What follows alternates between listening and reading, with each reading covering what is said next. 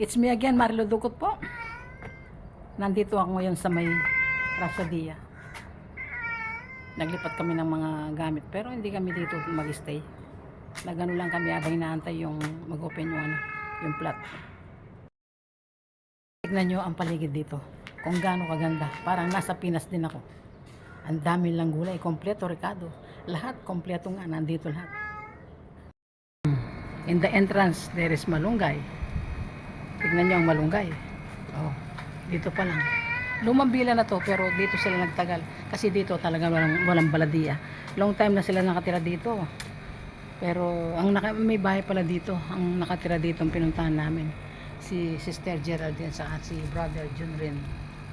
Tignan mo, meron ding aloe vera. Kahit saan nagtutubo-tubo. Tara, tignan nyo ang mga gulay nila dito. Lumang bila na to, pero safe siya sa baladiya. Meron pa silang billiard. Nakapag in-excel pa ako dito. Yan. Ayun ang malubera nila. Napakarami. Ayan o. May billiard dito. From here, tutur ko kayo. Ang ganda talaga ng kapaligiran. Sili. Diba? Kapag katubo sila dito, dahil dito, malawak ang paligid. May sili, may lahat ng mga tanim yan. Ayan o. Puro pwes ang mga tanim. Sili. Ito ang maganda na binibili ko lagi. Ilalagay ko sa sa chai. Mint. Ewan ko ito, parang ang ganda-ganda nito. Very fresh talaga. Yan, mint din yan. Sili kahit saan tumubo na lang. Oh. Lagyan ng pataba, okra. Sili, may bulaklak na. Kaganda talaga dito. Tignan nyo ang kanilang kamatis.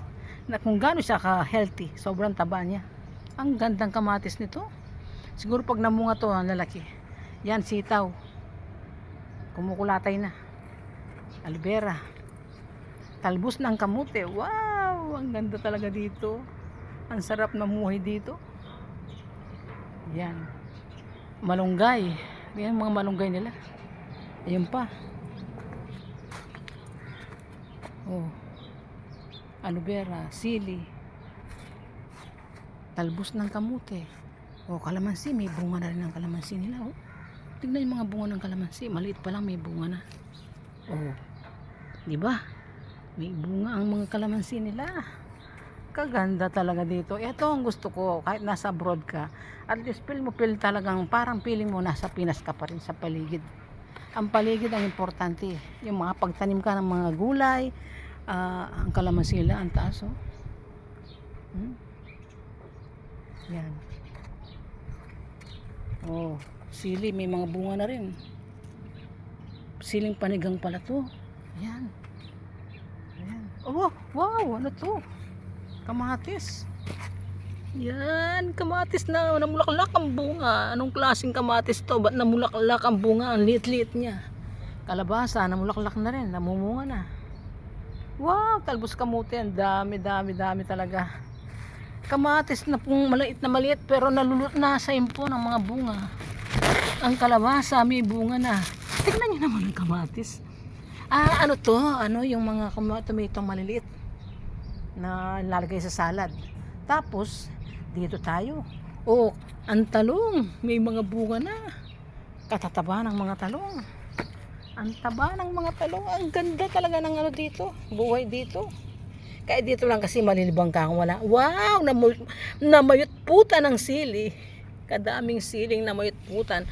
Panigang ito. Diba? Nasa abroad ka pero marami kang tanim na ganito. Hindi ka nabibili ng mga gusto mong magsinigang. May pansigang ka ng sili. Wow na wow talaga dito. Ganyan ang buhay na gusto ko. Dahil nasanay ako sa gulay-gulay. Yan.